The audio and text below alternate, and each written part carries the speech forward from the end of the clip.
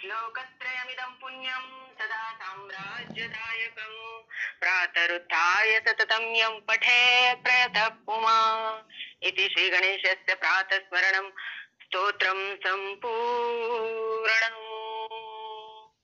अथ श्रीशिवस्य प्रातस्मरणम् नंबर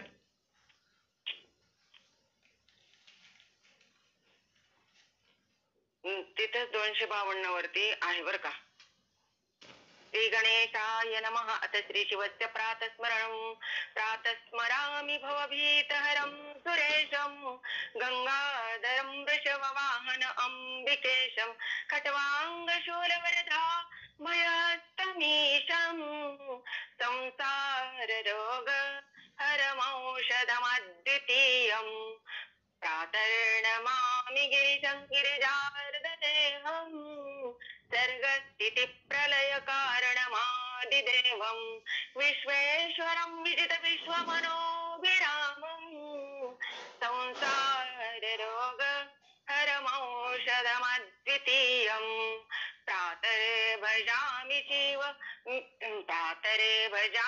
शिवमेकमनन्तमाद्यं वेदांत वेद्यमनघं पुरुषं महान्तं नामादिभेदरहितं षडभावशून्यं संसाररोग हरमौषधमद्वितीयं प्रातः समुत्थाय शिवं प्रातः समुत्थाय शिवं विचिन्त्य श्लोकत्रयम् एनुदिनं पठन्ति ते दुःखजातं बहुजन्म सञ्चितं हित्वा पदं यान्ति तदेव शम्भो इति श्रीशिवस्य प्रातस्मरणं सम्पूर्णं. श्रीसाम्ब सदाशिवार्पणमस्तु. श्रीगुरुचरणार्विन्दार्पणमस्तु. गोपालकृष्ण भगवान की जय. पान नंबर 238 गंगा स्तोत्रमचे 5 श्लोक घेऊया. श्री गणेशाय नमः. अथ श्री गंगा स्तोत्रम. देवी सुरेश्वरी भगवती गंगे त्रिभुवन तारिणी तरल तरंगे शंकर मूल विहारिणी विमले मम मतिरा शांतव पद कमले. थोडा खाली स्वर घ्या बरं का. भागीरथी सुखदायिनी माता तव जल महिमा निगमे ख्यातः नाहं जाने तव महिमानं पाहि कृपामयि मामज्ञानं.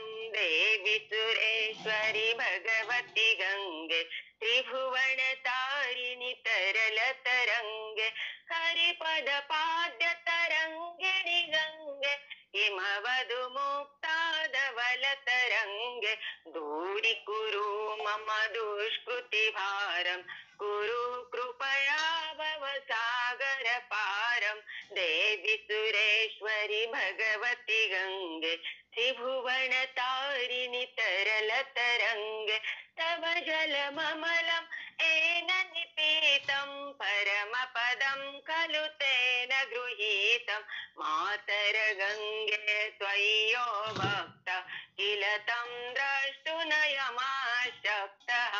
देवी सुरेश्वरी भगवती गंगे त्रिभुवन तारिणि तरल तरंगे पतितोद्धारिणि जाह्नवी गंगे खंडित गिरिवर मंडित भंगे भीष्म जननी हे मुनिवर कन्ये पतित निवारिणि त्रिभुवन धन्ये देवी सुरेश्वरी भगवती गंगे त्रिभुवन तारिणि तरल तरंगे देवी सुरेश्वरी भगवती गंगे त्रिभुवन तारिणि तरल तरंगे देवी सुरेश्वरी भगवती गंगे त्रिभुवन तारिणि तरल तरंगे त्रिभुवन तारिणि तरल तरंगे त्रिभुवन तारिणि तरल तरंगे गंगा माता की जय.